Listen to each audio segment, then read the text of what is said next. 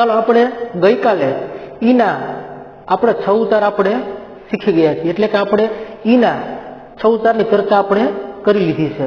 હવે આપણે ઈના બાકી રહેલા 2 ઉતાર આપણે શીખીએ।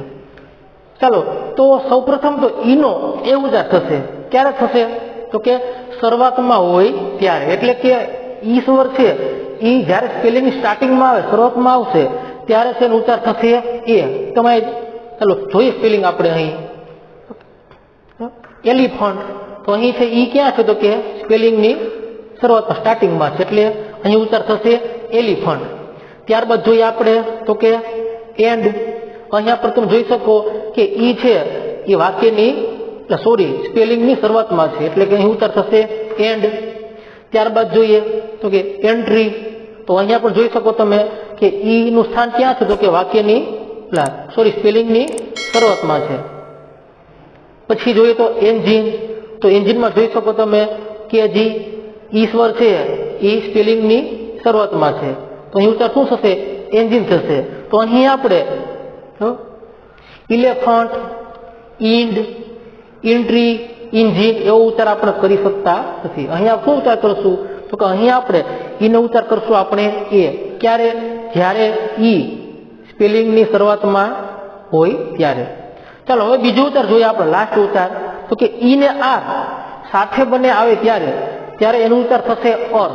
ચાલો આપણે સ્પેલિંગ દ્વારા આપણે સમજવાની કોશિશ આપણે કરીએ।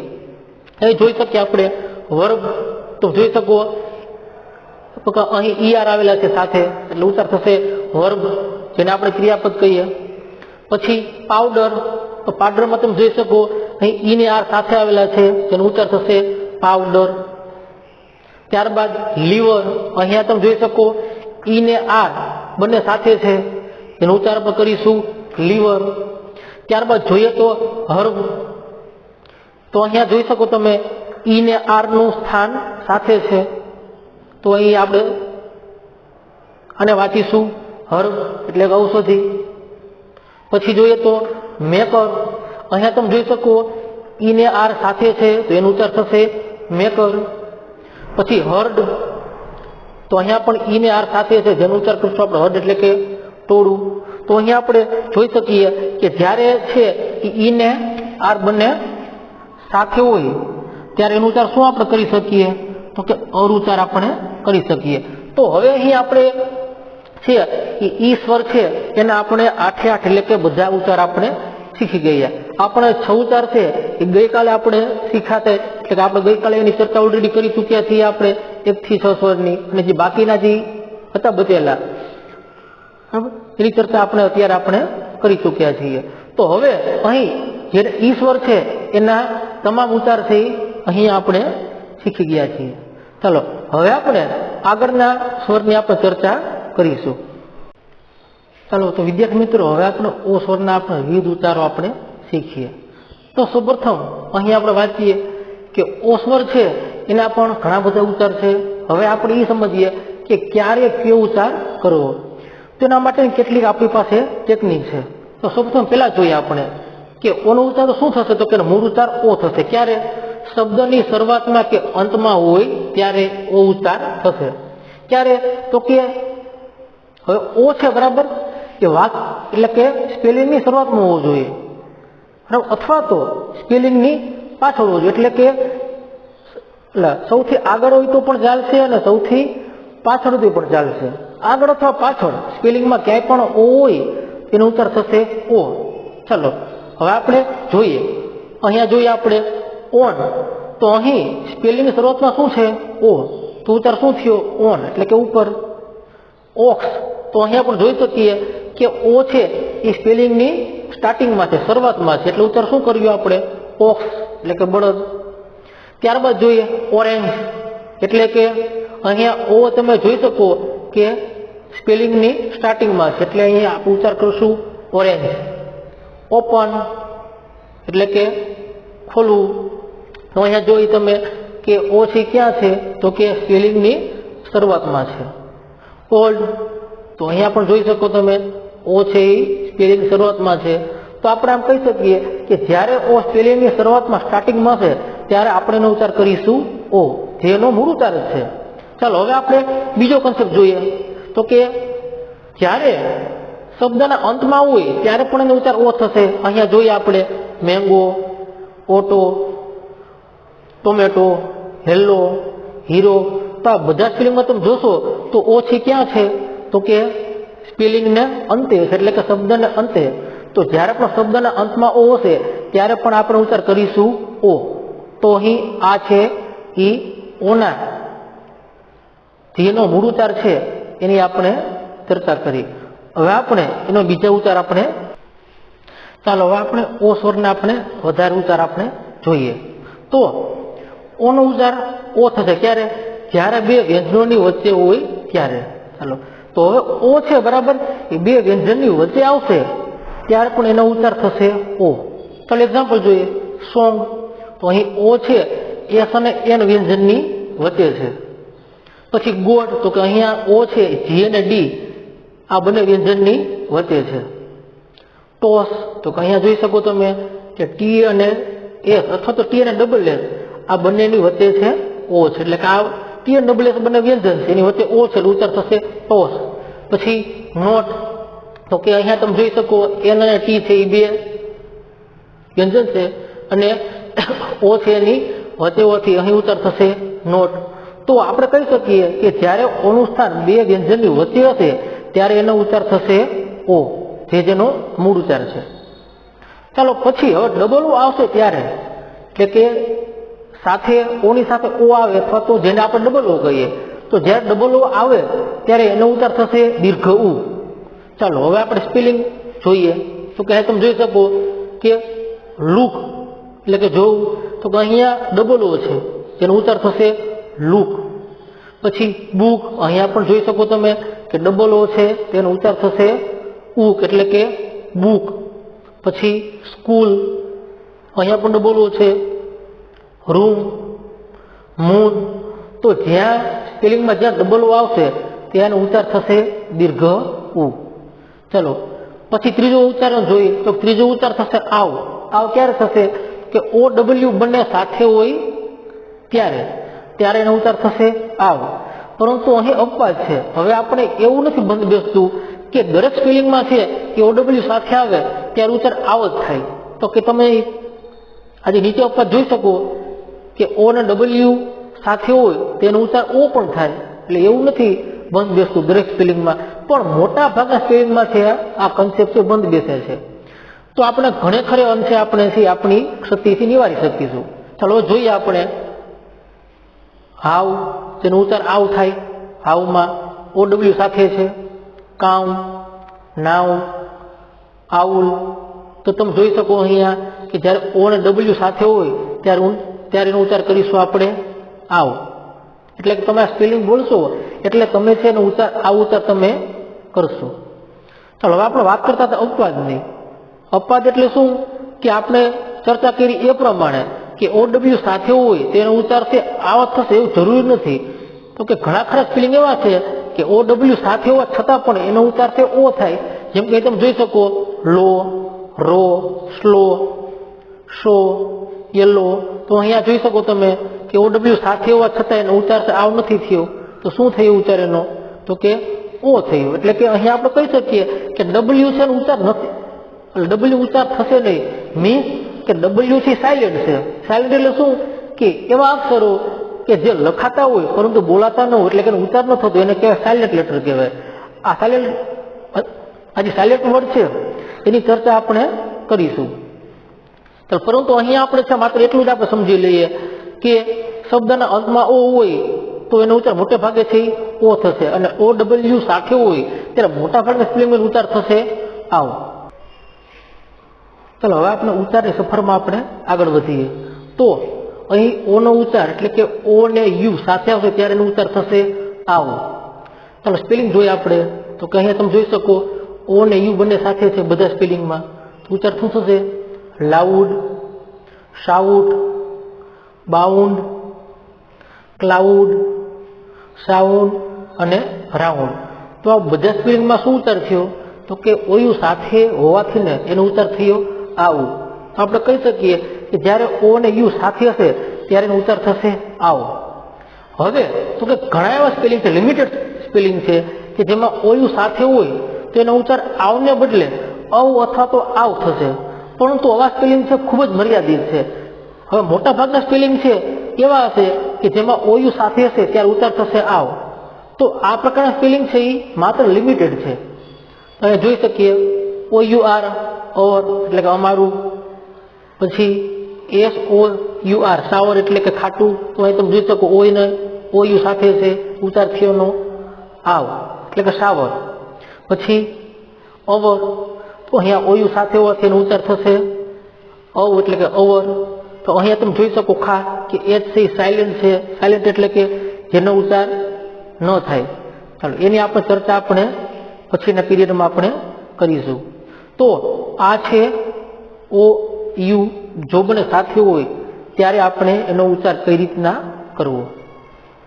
હવે ઓનો ઉચ્ચાર છે ઈ એટલે કે OR અને ON શબ્દના અંતમાં હોય ત્યારે એનો ઉચ્ચાર થશે અ. ક્યારે? તો કે ઓર અથવા તો ઓન ક્યાં હોય? તો કે શબ્દના અંતમાં હોય તો તેનો ઉચ્ચાર થશે અ. સ્પેલિંગ જોઈએ ટ્યુટર, તો અહીં તમે જોઈ શકે કે અહીં OR નું સ્થાન ક્યાં છે? તો શબ્દના અંતમાં છે. તો સ્થાન શબ્દના અંતમાં હોવાથી તેનો ઉચ્ચાર થશે ટેલર, પછી ટ્યુટર. તો આમાં આપણે કહી શકીએ કે OR નું સ્થાન ક્યાં છે? કે અહીંયા OR છે શબ્દના અંતમાં છે એટલે ઉચ્ચાર શું થયો? તો કે ટ્યુટર. પછી ટેલર, તો અહીં તમે જોઈ શકો કે OR છે એ શબ્દના અંતે છે એટલે શબ્દના અંતમાં છે જેનો ઉચ્ચાર થયો અ એટલે કે ટેલર. પછી રિબન, અહીંયા તમે જોઈ શકો કે ON છે, ON નું સ્થાન ક્યાં છે? શબ્દના અંતે છે જેનો ઉચ્ચાર થશે અન એટલે કે રિબન. પછી લેસન, અહીંયા જોઈ શકો તમે કે ON ક્યાં છે? શબ્દના અંતમાં છે. તો જ્યારે શબ્દના અંતમાં OR અથવા ON હશે ત્યારે એનો ઉચ્ચાર થશે માત્ર અ. ચાલો તો અહીંયા આપણે છે એ ઓ સ્વર છે એના તમામ ઉચ્ચાર આપણે શીખી ગયા. હવે આપણે પછીનો સ્વર એટલે કે આપણે આઈ, ચાલો આપણે આઈ સ્વરના આપણે ઉચ્ચાર આપણે શીખીએ. તો સૌપ્રથમ તો આઈનો મૂળભૂત ઉચ્ચાર થશે ઈ. ક્યારે? તો કે આઈ છે વાક્યની સ્પેલિંગની શરૂઆતમાં હોય અથવા તો બે વ્યંજનોની વચ્ચે હોય ત્યારે છે એનો ઉચ્ચાર થશે ઈ. ચાલો હવે આપણે એવા સ્પેલિંગ જોઈએ કે આઈ છે વાક્યની શરૂઆતમાં હોય, સ્પેલિંગ શરૂઆતમાં હોય. હવે જોઈ શકો તો કે ઈ એટલે કે બીમાર, તો અહીંયા આઈ છે સ્પેલિંગની શરૂઆતમાં છે એટલે ઉચ્ચાર થયો નો ઈ. પછી ઇંક, તો અહીંયા જોઈ શકો તમે સ્પેલિંગમાં છે એ આઈ છે શરૂઆતમાં છે, ઇંક એટલે કે શાહી.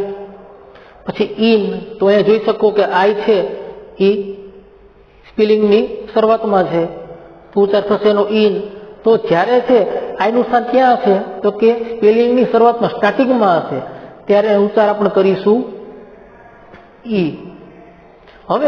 હવેમાં એક અપવાદ જોઈએ આપણે કે અહીંયા તમે જોઈ શકો કે આઈ છે એનું સ્થાન ક્યાં છે? તો કે સ્પેલિંગની શરૂઆતમાં છે છતાં એનો ઉચ્ચાર થશે અહીં આઈડલ. અહીંયા ઈડલની બોલીએ. ત્યારબાદ જોઈએ તો કે આઈસ, અહીંયા પણ જોઈ શકો આઈ છે સ્પેલિંગની શરૂઆતમાં છે છતાં એનો ઉચ્ચાર થયો આઈ. તો કે ખરેખર આ નિયમ મુજબ અહીં જોઈએ તો અહીં આનું ઉચ્ચાર ઈસ થશે, તો ઈસ થવું જોઈએ કે નહીં, પરંતુ એ પોસિબલ નથી. તો આવા છે અપવાદરૂપ છે એ મર્યાદિત સ્પેલિંગ જ છે, પરંતુ મોટા ભાગના સ્પેલિંગમાં છે કે જ્યારે આઈ ક્યાં આવશે? તો કે વાક્યની શરૂઆતમાં આવશે ત્યારે એનો ઉચ્ચાર થશે ઈ. ચાલો હવે આપણે બીજું આપણે જોઈએ કે જ્યારે બે વ્યંજનની વચ્ચે હોય ત્યારે પણ ઉચ્ચાર થશે ઈ. તો જોયો કીડ એટલે કે બાળક, પીગ એટલે કે ભૂંડ. તો અહીંયા તમે જોઈ શકો કે આઈ છે એ કે અને ડી વ્યંજનની વચ્ચે છે. પીગમાં પણ એવું જ છે, આઈ છે પી અને જે વ્યંજનની વચ્ચે છે. વ્હીલ, તો વ્હીલમાં જોઈ શકો ડબલ્યુ અને ડબલ એલ ની વચ્ચે આઈ છે એટલે કે એનો ઉચ્ચાર થશે ઈ એટલે કે વ્હીલ. રિંગ, અહીંયા પણ આઈ છે ઈ આર અને એન વ્યંજનની વચ્ચે છે. તો જ્યારે છે બે વ્યંજનની વચ્ચે આઈનું સ્થાન હશે ત્યારે એનો ઉચ્ચાર આપણે કરીશું ઈ. ચાલો તો આ હતા ઈના તે મૂળભૂત ઉચ્ચાર. ચાલો હવે ત્યાર પછીનો ઉચ્ચાર આપણે જોઈએ. ચાલો હવે આપણે જોઈએ કે આય પછી ઈ આવે ત્યારે એનો ઉચ્ચાર થશે ઈ. દાખલા તરીકે તો કે અચીવ, અહીંયા તમે જોઈ શકો ઈ પછી શું તો ઈ પછી આય આવેલ છે, એનો ઉચ્ચાર થશે અચીવ. પછી શિવ, અહીંયા તમે જોઈ શકો કે આય પછી ઈ આવેલ છે, તો જ્યારે આય પછી ઈ આવે ત્યારે એનો ઉચ્ચાર થશે ઈ. ત્યારબાદ હવે આયનો ઉચ્ચાર આય થાય ક્યારે? આય પછી વ્યંજન હોય અને પછી ઈ હોય ત્યારે, એટલે કે શબ્દના અંતમાં ઈ હોય ત્યારે. આ લગભગ આપણે આગળ ચર્ચા કરી ચૂક્યા છીએ. હવે જોઈએ આપણે કાઇટ, તો અહીંયા જુઓ તમે કે આય પછી તો વ્યંજન છે પછી પાછો સ્વર છે જેનો ઉચ્ચાર થશે આય, એટલે કે કાઇટ. વાઇફ, તો અહીંયા તમે જોઈ શકો કે આય પછી વ્યંજન છે અને પછી ઈ છે એટલે કે સ્વર છે, એનો ઉચ્ચાર થશે વાઇફ. પછી સ્લાઇડ, તો અહીં તમે જોઈ શકો આય પછી વ્યંજન અને વ્યંજન પછી પાછો સ્વર છે. પછી આઈસ, અહીંયા તમે જોઈ શકો કે આય પછી વ્યંજન છે ને પછી પાછો સ્વર છે, એનું ઉચ્ચાર થશે આઈસ. પછી લાઈક, લાઈકમાં એમ જ છે, અહીંયા આય પછી વ્યંજન અને પછી પાછો સ્વર છે એટલે કે એનું ઉચ્ચાર થશે લાઈક.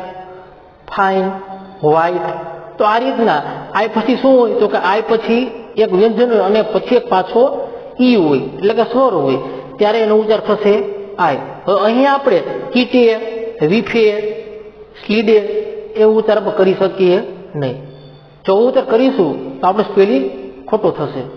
ચાલો હવે એનો બીજો ઉચ્ચાર છે આય, મીન્સ કે જીએચ ની આગળ હોય ત્યાં, એટલે કે જીએચ સાયલેન્ટ હોય. તો જો કે અંગ્રેજી ભાષામાં તમે જુઓ તો જીએચ મોટે ભાગે સાયલેન્ટ જ હોય. તો જ્યારે જીએચ ની આગળ હોય આય ત્યારે એનો ઉચ્ચાર થશે આય, જેમ કે light, right, high, site, fight. તો એ તમે જોઈ શકો કે આય પછી શું છે તો કે આય પછી જીએચ છે, એટલે કે આય છે એ જીએચ ની આગળ હોય અથવા તો જીએચ આય ની પાછળ હોય ત્યારે એનો ઉચ્ચાર થશે આય. અને જીએચ છે એ મોટે ભાગે કેવા હોય તો કે મોટે ભાગે સાયલેન્ટ અવસ્થામાં હોય.